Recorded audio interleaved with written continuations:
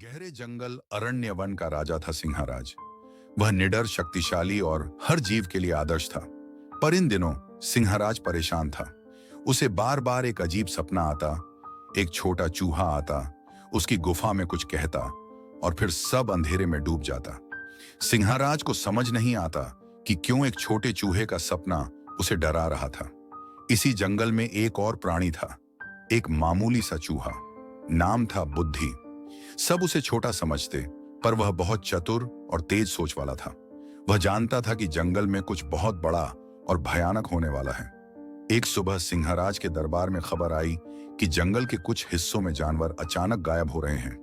पहले तो यह किसी शिकारी की हरकत लगी, लेकिन निशान अजीब थे। पंजे तो किसी शेर जैसे दिखते थे, लेकिन गंध कुछ और थी, कुछ सड़ा हुआ, रहस्यमय। सिंहराज ने अपनी सेना को खोज पर भेजा, पर वे भी लौटे बिना गायब हो गए। डर का माहौल फैलने लगा। बुद्धि चूहा जंगल के पुराने हिस्से में रहता था। वह गुफाओं और पुरानी किताबों का अध्ययन करता। उसे एक बहुत पुरानी पांडुलिपि मिली थी, जिसमें परछाई सिंह का जिक्र था। एक शापित सिंह जो अंधकार में जीता था और जो असली राजा की परछाई बनकर जंगल को निगल सकता था। बुद्धि को समझ आ गया कि जंगल में जो हो रहा है वह कोई सामान्य घटना नहीं, यह उस शाप की वापसी है। चूहा बुद्धि अपनी जान जोखिम में डालकर सिंहराज से मिलने पहुंचा। पहरेदारों ने उसे रोका, लेकिन वह चिल्लाया, अगर राजा अभी नहीं सुनेंगे तो जंगल नष्ट हो जाएगा। राजा ने उसे मिलने का आदेश दिया। बुद्धि ने कहा, आपके सपनों में जो चूहा आता है वह मैं हूं, और यह सब पूर्वजों के एक अपराध का परिणाम है। सिंहराज चौंक गया। कैसा अपराध? बुद्धि ने बताया कि वर्षों पहले सिंहराज के पूर्वजों ने जंगल की रक्षा के लिए एक विशेष जादुई सिंह बनाया था, परछाई सिंह।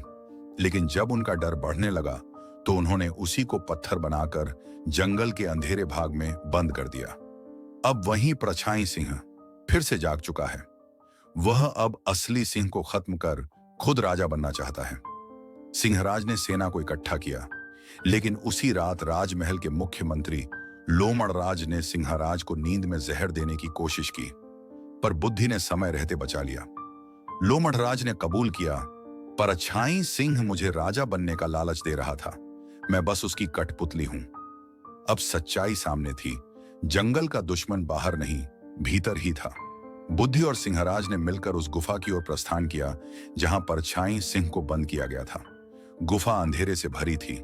हर दीवार पर पुराने चित्र थे, सिंह की दो आकृतियां, एक रोशनी में और एक छाया में।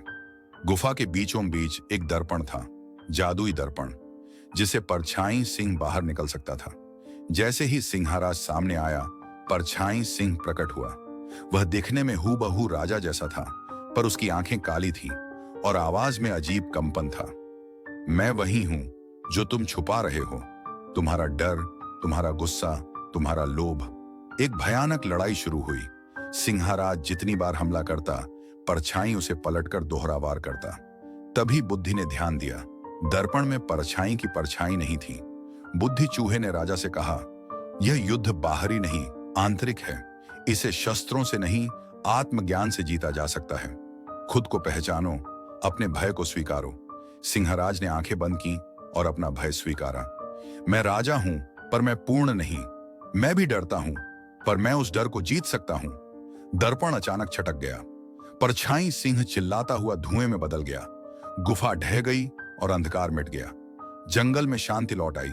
सिंहराज ने सबके सामने कहा, राजा वह नहीं जो सबसे ताकतवर हो, राजा वह है जो सबसे सच्चा हो। और आज बुद्धि चूहा हमारा सच्चा नायक है। बुद्धि को जंगल का महाबुद्धिमान संरक्षक घोषित किया गया।